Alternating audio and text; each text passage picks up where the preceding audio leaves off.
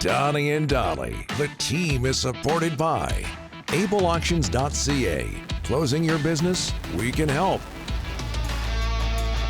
It is Thursday. Pardon me, it is Tuesday. The Giants being our normal Thursday sponsor. Oh, right.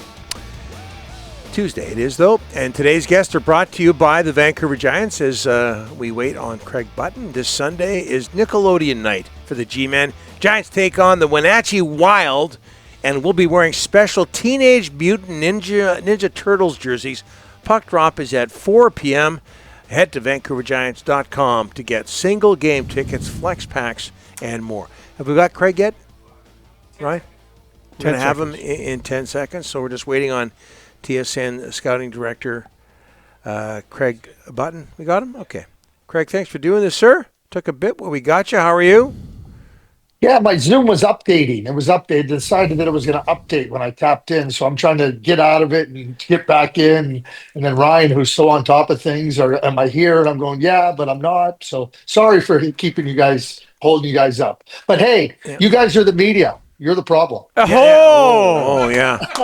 Well, we never have technical problems, so I really can't relate to what you're talking about, Craig. What do you make about Elias Pettersson and his comments about the media with Ian McIntyre?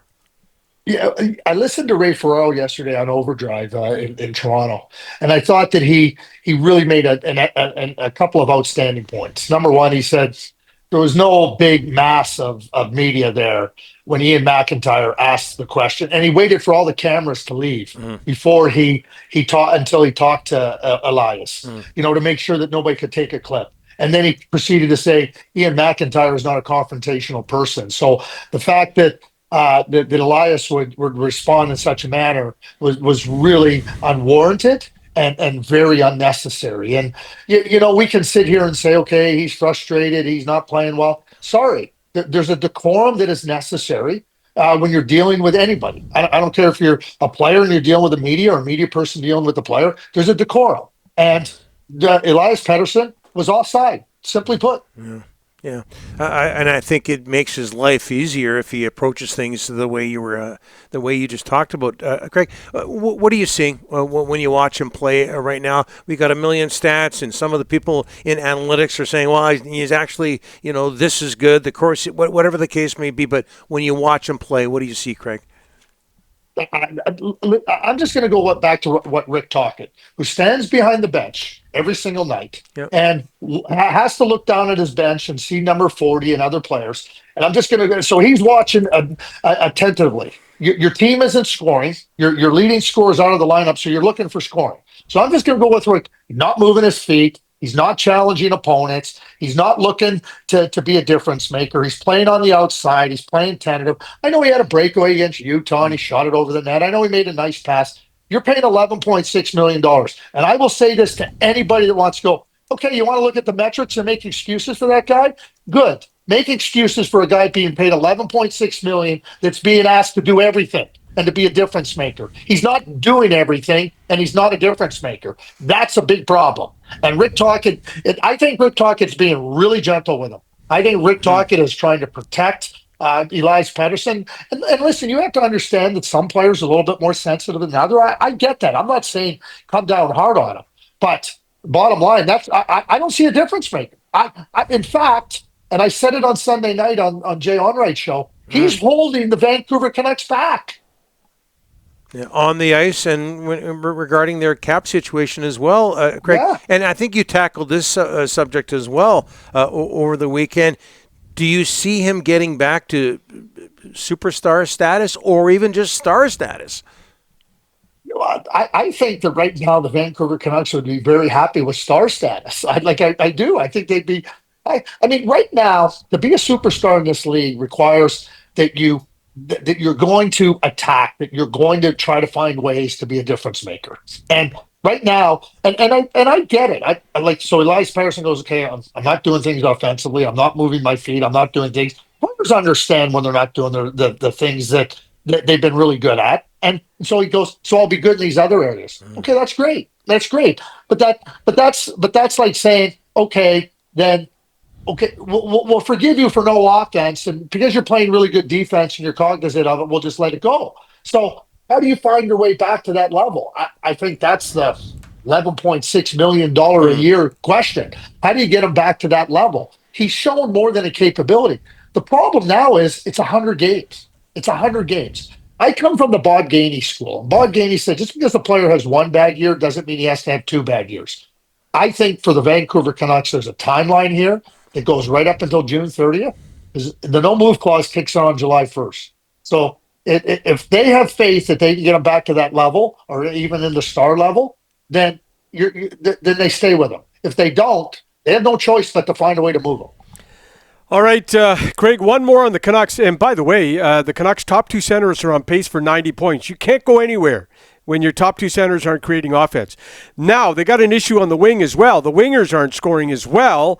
And what do you do with Brock Boeser? What would you do? The trade deadline's next week. Craig, they're still far apart. Term's the issue. What are you doing with Brock right now, Craig? Yeah, Rick, when you talk about term, I think term becomes an issue here, right? I don't think that anybody would debate, okay, what does Brock Boeser's worth, but how long is it worth that? And I think that's what you got to balance out. We see teams get into trouble because of term. Go back to 2016 when we had the big boost in the revenues, a big boost in the salary cap, and look at some of those contracts that got handed out long term. Just about every one of them became problematic. So I think the managers understand that even though the cap's going up, and I understand from the player's point of view that the cap's going up, I can try to find a way to do it. I think Brock Boeser is a really good player, and I think he's a really good goal scorer, and you need offense. But I think it's got to go hand in hand with them trying to get more speed in their forward group. They need more speed along with that skill. And so Brock Boeser is going to be better when a centerman, and they have one in Elias Pettersson, that's going to open up play because of his speed. Jake DeBrusk plays hard, but he's not what you'd call a speedy player. Connor Garland's not a speedy player. They're good players. They're hard players. They're competitive players. Even Brock Boeser. So you need speed around them so that ice opens up. When you become a slower team, bottom line is that you're nothing opens up for you as easily as it does when you have that type of speed. So I think they got to find some speed in their forward group in the top 7-8 forwards, and then try to figure out what the term is with Brock Boeser. And I'll be straightforward here. If it's 7 years for Brock Boeser, I'm walking. Thanks, Brock. We're going to look other places. Yeah, no, Craig, if they were close, they would have got done something by now for sure. Hey, when I look at the NHL overall standings, Craig, I see the Winnipeg Jets. They've won 10 in a row. They had such a disappointing first-round playoff exit last year. What is this team built? They can still add something here in the next 10, 11 days. Can they go much farther this year, in your eyes, Craig, in the playoffs? Well, one of the things that's happened in the West is that you look at the teams, right, and there's nobody that's head and shoulders like that you would say, oh, that's a serious competitor. That's a serious competitor for them. Now, that being said, there's good teams there. LA's a good team. They beat Vegas on Monday night. We know Vegas is good. We know Edmonton is good. We keep waiting on Colorado. I'm not so sure about Colorado. We know Dallas is good. I think all those teams have some holes and have some flaws, but so do the Winnipeg Jets.